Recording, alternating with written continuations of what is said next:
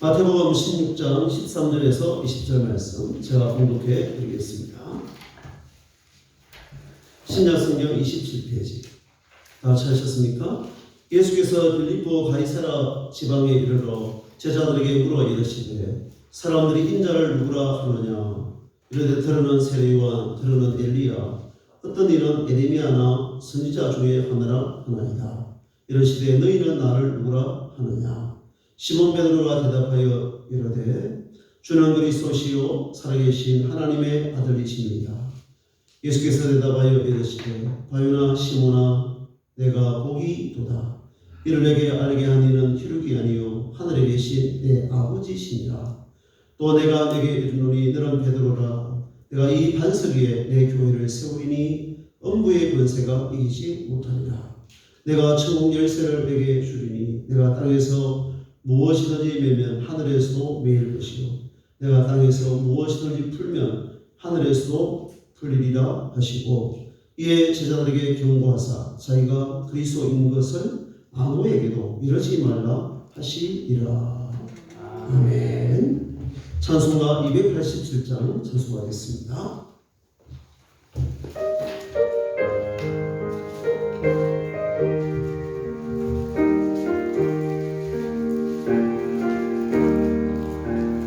예수 앞에 나오며 제사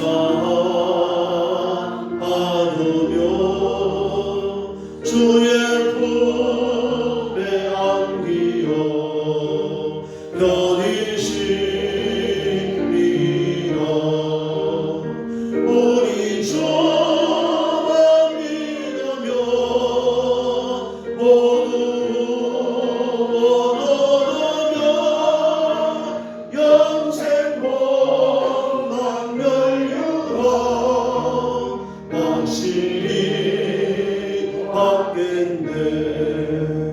예수 앞에 나와서 은총을 받으며 맘에 기쁨 넘치려 감사하리라.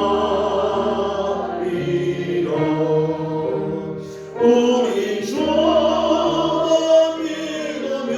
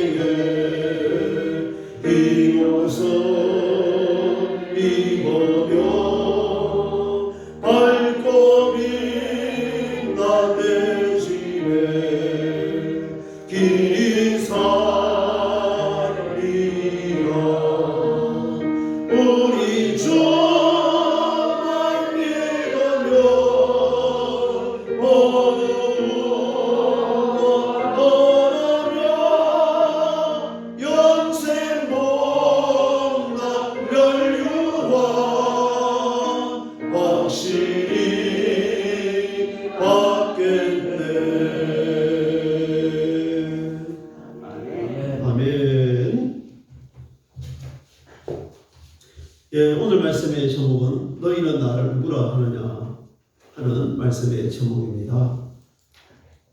어떤 학생 하나가 그 선생님에게 선생님이 크리스찬만 아니면 참 좋겠어요 이렇게 말을 하더라는 거예요. 그리고 또 어떤 제 친구가 이렇게 말을 또 하더라는 겁니다. 당신 참 괜찮은 사람인 줄 알았는데 실망이다. 그 실망이 뭐냐면은 당신이 교회를 다닌다는 것입니다. 약간 오늘의 세태를 의미하는 그런 말이기도 한데요. 그러나 이러한 상황 가운데 만약에 우리가 신앙인의 삶을 살아간다면은 과연 거기에 대해서 우리가 어떤 마음을 가지게 되고 어떻게 답을 할 수 있을지 한번 숙연한 마음으로 우리가 생각을 해보아야 하리라고 생각합니다.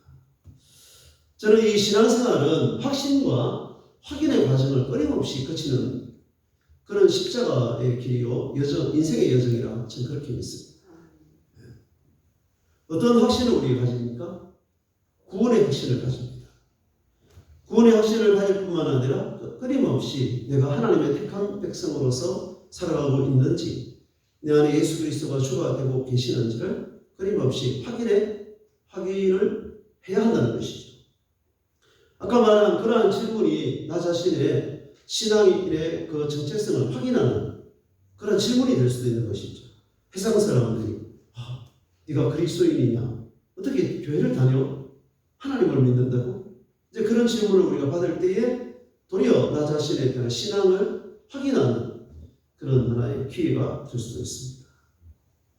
끊임없이 우리가 확신과 확인의 과정을 통해서 또한 우리가 항상 임마누엘 대신 하나님이 나와 함께 하시기 때문에 자신감을 가지고 세상을 두려워하지 않고 살 수가 있고, 또 점검의 확인의 과정을 통해서 모든 일에 대해서 좀 더 우리가 책임감을 가지고 성실하게 자기에게 주어진 일을 감당할 수도 있다. 저는 그렇게 믿습니다.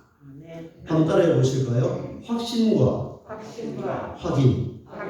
이것이 우리가 믿는 이 신앙에 대한 분명한 확신을 갖습니다. 할렐루야. 우리 이름의 생명책에 기록된 줄로 믿습니다.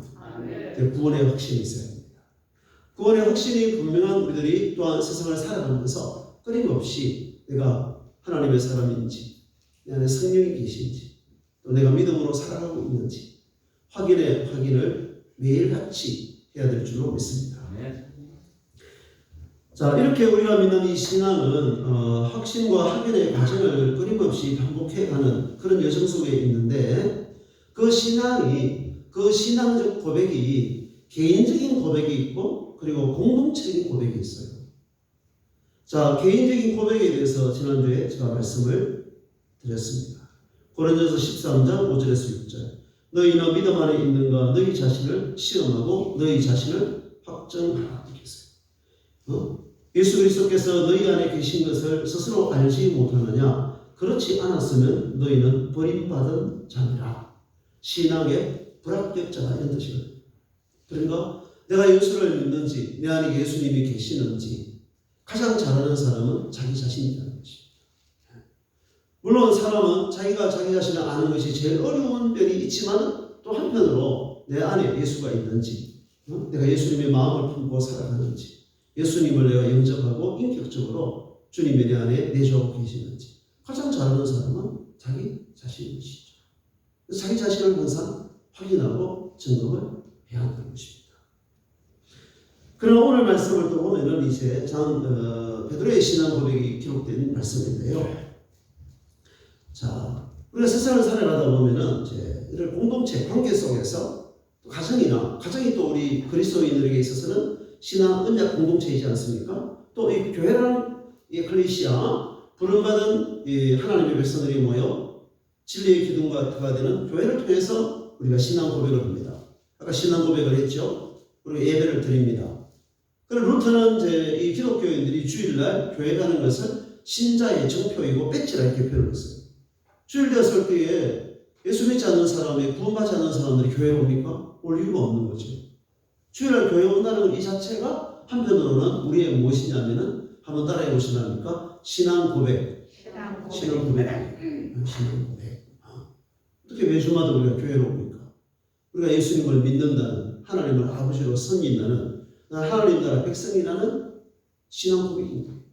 그래서 우리가 일주일에 한 번 아니면 그 사이에도 교회 오는 계기가 있긴 하지만은 주일에 한 번 이 교회에 와서 예배를 드리는 것이 그만큼 중요하고 가치가 있고 소중하다는 것입니다. 할렐루야. 자, 아까 이제 어떤 사람들이 그런 질문을 이렇게 했다는 것이죠. 선생님이 다 좋은데 크리스찬이라는 것 때문에 난 싫다는 겁니다. 당신이 친구로서 흠이 없는데 좋은데 교회 다니는 것 때문에 나는 실망이다. 그렇게 말할 수 있다는 것이죠. 그러나 예수님이 그렇게 말씀하십니다. 세상 사람들이요, 너희를 미워하는 것은 먼저 너희를 미워하는 것이 아니라 나를 미워하는 것이다, 이렇게 말씀하셨어요. 요한복음 15장 18절에 세상이 너희를 미워하면 너희보다 먼저 나를 미워하는 줄을 알라. 그렇게 했어요. 로마서 1장 28절에 보면 그들이 마음에 하나님 두기를 싫어한다. 그렇게 했어요. 오늘 사람들이 그 마음에 누구 두기를 싫어해요? 하나님 두기를 싫어한다. 시편 35편 19절과 시편 69편 4절에 보니까요. 다윗은 그런 고백을 합니다. 사람들이 까닭 없이 나를 미워한다. 심지어 까닭 없이 나를 미워하는 죄가 나의 머리털보다 많다. 부당하게 나의 원수되는 죄가 강하였으니 내가 빼앗지 아니한 것도 물어주게 되었나이다. 이런 고백을 해요.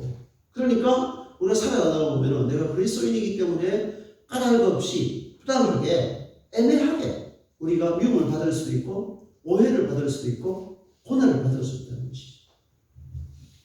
우리의 기독교 2000년 역사는 그러한 어떻게 보면 다수가 아닌 소수 타사의 역사를 해도 과언합니다. 고난과 핍박의 그 역사 속에서 우리 믿음의 선진들이 신앙을 지켰고 그 가운데 교회를 지켜왔고 그리스도의 나라와 그의 복음을 증거했습니다. 할렐루야. 그래서 마태복음 10장 28절을 보면 예수님이 이렇게 말씀합니다. 몸은 죽여도 영혼을 능히 죽이지 못하는 자들을 두려워하지 말고 오직 몸과 영혼을 능히 지옥에 멸할 수 있는 이를 두려워하라. 이렇게 말합니다. 우리 몸을 죽일 수 있는 우리 몸을 해롭게 할 수 있는 사람을 두려워하지 말고 몸과 영혼을 능히 지옥에 멸할 수 있는 이를 하나님을 두려워하는 것입니다. 우리는 사람을 두려워하는 것이 아니라 누구를 두려워하는 삶을 삽니까? 하나님을 두려워합니다. 여호와를 경외하는 것이 지혜와 지식의 근본이 됩니다. 우리가 하나님을 크게 믿으면 사람이 작아져요. 예수님을 주로 고백하면 사람의 종이 되지 않습니다. 우리는 하나님을 크게 믿고 예수님이 우리의 주가 되시고 하나님의 영이 내 마음을 지배할 때에 유혹의 영이 악한 영이 우리 마음을 다스릴 수가 없습니다. 아멘. 29절에 이렇게 있습니다. 말씀합니다. 마태복음 28절 그 다음 29절에 누구든지 사람 앞에서 나를 시인하면 나도 하늘에 계신 내 아버지 앞에서 그를 시인할 것이고 사람 앞에서 나를 부인하면 나도 하늘에 계신 내 아버지 앞에서 그를 부인하리라. 이렇게 말씀하셨어요. 요즘 예를 들어서 학교 선생님들이 또 이렇게 교수님들이 강의하면서 내가 그리스도인인 것을 은근히 이야기를 할 수도 있어도 전도를 못합니다. 지금. 바로 신고 들어갑니다. 지금. 그런데 누가 예를 들어서 선생님은 크리스찬이지 않습니까? 이런 데에 나 아니야. 나 교회 안 다니고 이렇게 하는 것은 예수님을 부인하는 것이죠. 근데 이제 이렇게 훌륭한 선생님으로 학생들을 가르치는데 그 가운데 인격적 관계가 형성되고 그러면서 이제 그들이 좀 이렇게 고민하고 갈등하고 그러다 보면 대화가 이어지게 되고 영적인 것에 관심이 일어나고 그러면 자연스럽게 그들에게 복음을 전할 수 있는 것이 굉장히 관계가 되겠어. 너 그리스도인이지? 하는데 나 글쎄 그리스도인일까? 너 교회 다니지? 그 교회가 어디 있지? 이제 그렇게 애매하게 해서는 안 된다는 것입니다. 그래서 오늘 말씀 보면 빌립보 가이사라 지방에 이르렀을 때에 예수님이 그 제자들에게 이런 질문을 합니다. 사람들이 인자를 누구라 하느냐? 그 나를 예수님을 누구라 하느냐? 하니까 이제 그들이 이렇게 말합니다. 너는 세례요한, 너는 엘리야, 어떤 이런 에레미야, 아니면 선지자 중에 하나이다. 그러니까 이 유대인들은요 그 당시에 이 세례요한 그리고 엘리야, 에레미야는 굉장히 중요한 선지자입니다. 특히 세례요한은 예수님보다 6개월 먼저 와서 예수님의 길을 예비한 선지자인데 많은 사람이 세례요한에게 몰려들어서 요단강에서 무엇을 받았어요? 세례를. 이제 예수님마저도 이 요한에게 세례를 받았어요. 그래서 세례요한이라 이렇게 일컬어요. 너무나 많은 사람들이 세례요한을 찾아와서 이렇게 질문했어요. 오실 그 이가 당신이 오니까 이렇게 물어봤어요. 뭔가 굉장히 세례요한이 메뚜기와 석청을 먹으면서 하나님 나라 이렇게 하나님 예수님의 길을 예비하는 그 모습이 너무나 신비롭고 영적인 권세가 있으니까 오실 그 이가 당신이니까. 그 당시 유대인들은요 로마의 그 식민지배를 받으면서 그들의 마음속에 구약 선지자를 통해 예언한 메시아 대망론이 있었어요. 메시아가 나타나서 우리나라를 이 로마로부터 해방시켜 주신다 하는 그런 메시아 대망론이 그들에게 있었어요. 그러니까 세례요한을 보고 오실 거이가 당신이오니까. 그 세례요한이 뭐라 그래요? 아니다. 한번 따라하세요. 아니다. 아니다. 나는 그의 신발끈 풀기도 감당하지 못하겠다. 나는 주의 길을 예비하는 자이다. 이렇게 말합니다. 많은 사람들이 이제 영적인 권세와 능력이 있고 설교도 잘하고 그러다가 이렇게 보면은 이제 이단의 교주가 되거나 잘못된 적그리스도의 길을 가는 사람들의 특징이 무엇입니까? 그걸 따르는 수많은 사람들이 당신이 우리의 그 메시아가 아닌가? 당신이 정말로 이 시대에 하나님 보내신 자 아닌가? 이긴 자. 이러다 보면은 자기도 보면서 진짜 그런가? 내가 뭔가 메시아가 되는가? 이렇게 넘어가는 거잖아요, 사람들이. 그 다음에 엘리야 여러분 잘 아시죠? 구약에 죽지 않고 승천한 선지자가 누가 있습니까? 두 사람이 있는데 에녹과 엘리야입니다. 그 엘리야 얼마나 대단한 사람입니까? 그리고 에르미야는 패망에 가는 이스라엘을 위하여 예언한 선지자인데 눈물로 예언한 선지자예요. 눈물로 예언한 선지자, 눈물의 선지자라 이렇게 또 말합니다. 자, 히브리인들, 유대인들은 그들의 전통과 그들의 경전에서 항상 선지자 가운데 가장 위대한 선지자 세 사람이 있는데요. 그 중에 첫 번째가 에레미야, 두 번째 에스겔, 세 번째는 이사야였습니다. 그러니까 이제 그 당시 사람들이 이 예수라는 분이 세례요한이 다시 환생한 것은 아닌가. 헤롯은 실제적으로 그렇게 말을 했어요. 예수님이 세례요한이 다시 세례요한의 복배임을 당했잖아요. 복배임을 당한 세례요한이 다시 살아난 것인가. 그렇게 이제 여기기도 했고 또 에레미야도 그렇게 이제 그 시대의 사람들이 예수님을 그렇게 이제 알았다는 것이죠. 그때 예수님이 그 제자들에게 다시 질문을 합니다. 질문을 어떻게 하느냐면 너희는 나를 누구라 하느냐? 그 제자들 3년 동안 이제 그야말로 동거동락하면서 하나님 나라 복음을 듣고 예수님의 기적과 능력을 직접 경험하고 체험했던 그들을 향하여 너희는 나를 누구라 하느냐? 이렇게 물어보니까 이제 베드로가 이렇게 대답합니다. 주는 그리스도시요 살아계신 하나님의 아들이십니다. 한번 같이 볼까요? 주는 그리스도시요 살아계신 하나님의 아들이십니다. 사실 여기서 주는 로드를 주가 아니고 영어 성경에 유를 넣었어요. 유. 그러니까 당신은, 예수님은, 선생님은 이렇게 사실 여기서 말하는 주 예수 그리스도. 이것이 이제 우리 신앙 고백인데 여기서 말하는 주는 당신, 바로 당신, 예수님은 그리스도이십니다. 예수는 그리스도이십니다. 그리고 살아계신 하나님의 아들이십니다. 할렐루야. 여러분, 우리 하나님은 고백하는 자의 하나님이시고 신하는 자의 하나님이시거든요. 신앙 고백, 마음으로 믿어 의에 이르고 입으로 신하여 구원에 이르느니라. 할렐루야. 이게 우리 마음에 예수님, 하나님의 영이 임하여서 예수님을 주로 받아들이는 것, 영접하는 것, 믿는 것, 믿는다. 믿어지는 것. 따라서 믿습니다. 믿음 없는 자가 되지 말고 믿는 자가 되라. 이게 신앙이거든, 신앙. 우리가 믿는 자가 된다는 거요. 예수님을 믿는다. 예수님을 그리스도로 믿고 하나님의 아들로 믿는다. 그 믿음으로 말미암아 우리가 죄사함을 받고 구원받아 하나님을 아버지라 부르는 하나님의 자녀가 된 것입니다. 할렐루야. 이게 어떤 인간의 혈통이나 육적이나 업적이나 공로나 선행으로 되어지는 것이 아니고 오직 하나님의 은혜이고 하나님의 선물입니다. 그 믿음을 우리가 아주 명확하게 해야 돼요. 분명하게 해야 돼요. 여러분, 이 시대가 격담 보기에 범상한 시대가 아닙니다. 지금 여러분.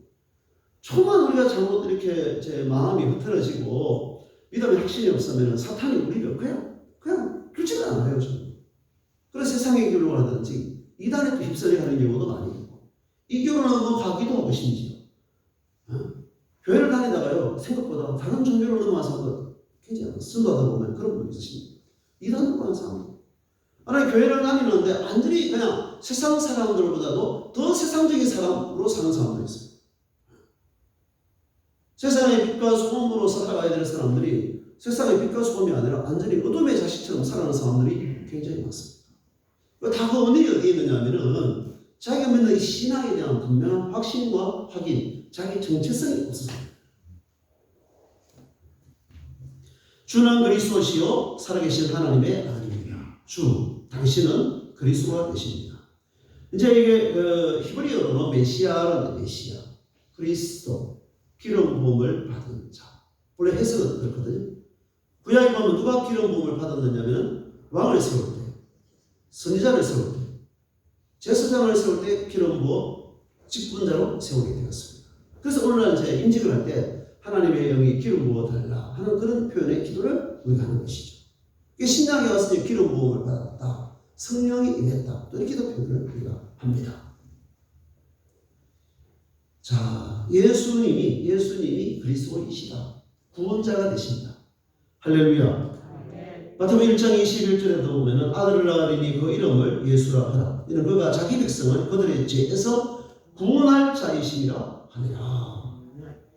그러나 그 당시에 이 유대인들은요, 이것을 받아들이지 못했어요. 자, 자기들의 메시아는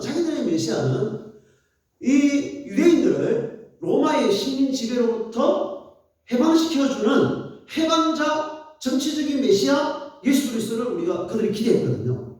그렇게 예수님을 따라다녔는데 웬걸 예수님이 그렇게 나약하게 가장 흉악한 사형틀인 십자가에 그도 양손과 양발에 못이 박혀가지고 6시간 동안이나 고통을 받더니 죽었다. 이것을 유대인들은 받아들이지 않는 거예요. 지금도 그들이 받아들이지 않았습니다. 그러나 우리 예수님은 유대인을 위하여 온 것이 아니고 세상을 이처럼 사랑하사 하나님이 독생자를 주셨습니다. 구원이 유대인에게만 임하는 것이 아니라 헬라인에게나 모든 사람에게 하나님의 구원이 임하도록 하기 위하여 인류의 구세주로 예수님은 오셨고 그 예수님 십자가에 못 박혀 돌아가셨습니다. 다 이루었다. 따라해보시면 다 이루었다. 제 값을 다 지불했다는 거예요. 그래서 예수님의 그 십자가를 통하여 인류의 모든 죄와 사망과 저주를, 질고를 다 지시고 운명하셨고 다시 살아나셔서 주와 그리스도가 되신 것입니다. 할렐루야. 그 예수님을 믿는 것은요, 이게 하나의 어떤 거는 여러 가지 우리의 중요한 사안 가운데 하나가 아니라는 거예요. 근본이라는 거예요. 근본. 중심이 되는 거예요. 어떻게 보면은 이제 그리스도가 우리에게 전부가 되는 것이죠.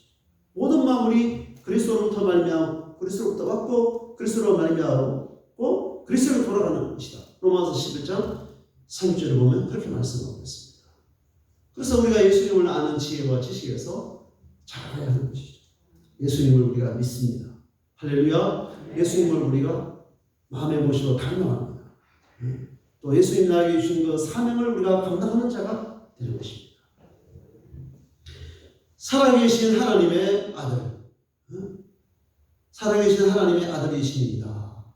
자, 이 하나님의 아들이라는 것은 본래 이 그 히브리적인 그런 이제 표현 방식에 있어서 이제 메시아에 대해서 표현할 때 이렇게 사용할 수 있어요. 하나님의 아들, 누가 하나님의 아들이냐? 그 하나님의 아들이 구세주가 되시고 메시아가 되시는데 그 앞에 나와 있는 말씀 보면은 살아계신 하나님의 아들이시다. 이렇게 살아계신. 자, 우리 하나님은 어떤 하나님이냐 하면은 자존하신 하나님. 모세에게 하나님 자기 자신을 드러내 보여주셨을 때 어떻게 말씀합니까? 나는 스스로 있는 자입니다. 스스로 있는 자. 자존자. 처음부터 끝까지 영원히 존재하는 자. 여러분, 세상에 여러분 절대적인 존재, 영원한 존재, 스스로 있는 존재가 있을 수 있습니까, 여러분? 아무도 없습니다. 모든 것은 오존적이고 피조물이고 끝이 있습니다. 그러나 영원하신 분은 하나님이시고 그의 아들 예수 그리스도이시고 하나님의 영이심을 우리가 믿습니다. 우리 하나님 살아계시다. 과거 살아계시고 현재 살아계시는 거죠. 미래 살아계신 하나님, 영원하신 하나님. 그 영원한 가치가 우리가 믿는 신앙이라는 거죠. 그 세상적 가치는 영원하지 않아요. 그렇다고 필요 없다는 게 아니에요. 하나님이 우리가 세상을 살아갈 때 주신 모든 것은 하나님이 우리에게 주신 무엇입니까? 한번 따라해보세요. 선물, 축복. 그 선물과 축복을 우리가 감사함으로 받아들이고 하나님의 뜻대로 사용하고 우리가 먹고 마시며 낙을 누리며 그렇게 우리가 한순간 인생을 살아가다가 흙으로 왔기 때문에 결과적으로 우리가 어디로 돌아가요? 흙으로 돌아가는 거죠. 언제 어떻게 흙으로 돌아갈지 아무도 없지만 그러나 우리의 영혼이 어떻게 되면 영혼이 어떤 사람은 그 영혼이 지옥문이 기다리고 있다는 거예요. 그러나 우리에게는 영원한 하나님이나 천국이 예비되었음을 믿습니다. 그래서 예수님이 내가 너희를 떠나가는 것이 너희에게 유익이 된다. 두 가지가 있는데 하나는 성령을 보내주시는 것이고 하나는 너희를 위하여 처소를 예비하고 난 다음에 내가 너희를 다시 데리러 오리라. 이렇게 약속했어요. 약속. 한번 따라가요. 약속. 우리는 그 약속을 믿습니다. 그 약속에 대한 확신과 확인을 하며 세상을 우리가 살아가는 것이죠. 우리가 이제 신앙을 가지고 그리스도를 믿는 것이 죽고 난 다음에만 지옥을 가지 않고 천국 가느냐? 그것만이 가치가 있느냐? 물론 영원한 가치, 가장 중요한 가치. 그게 우리의 목표예요. 목표를 향해 달리는 그 과정에서도 항상 우리는 예수와 함께 살고 예수와 함께 죽고 죄와 사망에 대해서 우리가 예수 그리스도로 말미암아 죽었기 때문에 우리가 그에 대해서 자유함을 누리게 되고 항상 우리의 영이 살아있는 그리스도의 평강이 저와 여러분의 마음을 다스리는 그러한 삶을 살아가게 되는 것입니다. 할렐루야.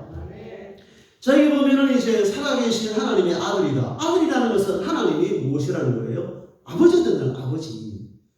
여러분 예수님을 십자가에 못 박았을 때 그 제목이 뭐냐면은 참남죄, 참남죄. 이 참남죄가 무엇을 말하는 거냐면은 하나님의 아들이신 예수님이 여호와 야훼 하나님을 아버지라고 불렀다는 거예요. 아버지라고. 우리가 하나님께 기도할 때 어떻게 기도합니까? 따라해 보시랍니까? 하나님 아버지. 영접하는 자, 그 이름을 믿는 자들에게는 하나님의 자녀가 되는 권세를 주셨으니 하나님의 영으로 말미암아 우리가 하나님을 예수님을 믿고 하나님을 어떻게 불러요? 아바 아버지 이렇게 부르잖아요. 아바 아버지. 한번 따라하세요. 아바 아버지. 아버지. 자, 요한복음 10장에 보면은요 29절 30절 그런 적 29절에서 30절을 보면 그들을 주신 내 아버지는 만물보다 크시며 아무도 아버지 손에서 빼앗을 수 없느니라. 나와 아버지는 하나이니라. 이렇게 말씀하세요. 자, 하나님을 어떻게 부르냐면 아버지라고 불러요. 그리고 나와 아버지는 하나이니라. 이렇게 예수님 말씀하세요. 야, 유대인들은 이게 완전히 그냥 이 예수님의 말씀을 듣고 그 마음을 분노가 일어났어요. 어떻게 여호와 스스로 계신 하나님을 아버지와 같다고 있을 수가 없다는 것이죠. 실제적으로 역사 이래에 이스라엘 역사 가운데 종교사적인 의미에서 하나님을 아버지라고 부르는 사람이 그전에 없었대요. 하나님을 아버지라고 부르기 시작한 분이 누구냐면은 예수님. 자, 중요한 것은 그 하나님을 아버지라고 부르는 예수님이 우리들에게도 하나님을 무엇이라 부를 수 있게 하셨습니까? 아버지라 부르요. 아버지. 하나님 아버지. 하늘에 계신 우리 아버지여. 이름이 거룩히 여김을 받으시오며 우리의 신앙 고백을 하고 기도할 때 우리 사도신앙하고 주기도문이 굉장히 중요하지 않습니까? 하나님을 우리 아버지라. 하나님 우리 아버지, 나의 아버지, 우리 아버지니까 우리가 하나님의 가족. 교회는 그래서 하나님의 가족, 또 다른 표현을 하면은 하나님의 권속. 이렇게 하나님의 권속. 하나님의 가족. 그럼 우리는 육신의 가족도 중요하지만 이 영적인 가족도 굉장히 중요해요. 때로는 육신의 가족은 이 지상의 삶을 통하여 끝이 날 수도 있어요. 그러나 영적인 가족은 이 가족이 어떻게 됩니까? 따라해보세요. 영원한 가족으로 우리가 영원히 천국에서 살게 되어 있습니다. 이게 하나님의 약속인 것입니다. 예, 말씀을 맺겠습니다. 사랑하는 우리 성도 여러분, 자,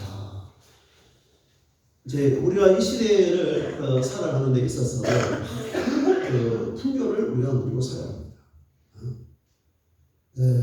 저보다 연세가 계시는 우리 성도님들은 오늘날 우리가 누리는 자유, 신앙의 자유, 자유뿐만 아니라 어떤 정치적인 자유든지 경제적인 자유, 경제적인 자유라는 것은 경제적인 어떤 그 풍요함을 누리는 것이죠. 배가 고픈데 먹을 것이 없다. 이거 자유를 누리지 못하는 거잖아요. 또 여러 가지 이제 우리가 배움의 자유, 뭐 거주 이전이든 여행이든 코로나로 인하여 이제 일시적으로 제한된 부분이 많이 있지만 우리가 이 시대에 풍요한 자유를 누리며 우리가 이 세상을 살아갑니다. 그러나 이러한 시대라 할지라도 항상 어떤 문제가 있느냐? 영적인, 신앙적인 위기가 있고 고난이 있고 환란이 있다는 거예요. 여러분, 자, 우리가 지금 이 분단국가인데요. 유일한 분단국가로 남아있어요. 분단국가 세 나라 가운데 동독, 서독 통일됐어요. 베트남, 월남, 그 당시 월남, 월매 이랬죠. 지금 베트남으로 어떤 나라에 통일되었어요. 우리는 지금 남한, 북한, 이게 아직까지 대한민국 하나로 되지 않은 상황. 사실 북한만큼 지독한 나라는 없어요. 베트남도 지금 그건 안 들어 사회주의 국가이지만은 선교사들이 많이 들어가 있고요. 곳곳마다 교회가 많이 세워져 있습니다. 북한만큼 하여튼 철저하고 저렇게 어떻게 보면 이제 사악한 정권을 찾아오기로 해요. 독일 같은 경우도 이제 분단된 상태에서 오랫동안 지속해 왔지만 동독 사회주의 국가 사회주의 정부 안에서도 신앙의 자유가 있었다는 거예요. 제한적인 거죠. 그러니까 이제 원한 자유를 누리지 못하면서 제한적으로 아마 교회 나와서 예배를 드릴 수 있고 기도할 수 있으니까요. 또 세상적인 어떤 그런 물질 문명과 풍요를 누리지 못하니까 독일에 있는 동독에 있는 많은 사람들이 젊은이들이 어디로 몰려들었어요? 교회로 몰려들어요. 교회. 그럼 교회에 모여 기도하고 교회를 통해서 평화 시위를 하면서 결과적으로 철의 장벽이 무너졌거든요. 그게 장벽이 무너지고 통일된다는 거예요. 독일 메르켈 총리의 그 아버지는 이제 감리교 목사님이시고 독일은 또 상징적이긴 하지만 대통령이 있어요. 대통령 목사님이에요. 그것도 다 동독 출신이에요. 동독 출신. 근데 그 이후에 이제 독일이 통일되고 난 이후에 기독교인의 수가 절반으로 착 줄어들었다는 거예요. 절반. 굉장히 역설적이에요. 굉장히 이제 자유롭고 풍요로워지고 그러는데 더 사람들은 하나님을 찾느냐, 가까이 하느냐, 하나님을 더 멀리. 과거에는 이제 다들 북한에서 월남하고 또 시골에서 이렇게 산업화 도시화되면서 모여들었을 때에 또 이민을 갔을 때 다 무엇을 중심으로 모였습니까? 교회를 중심으로 모여서 서로를 격려하고 기도하고 이렇게 살았는데 지금 이제 그렇지 않습니다.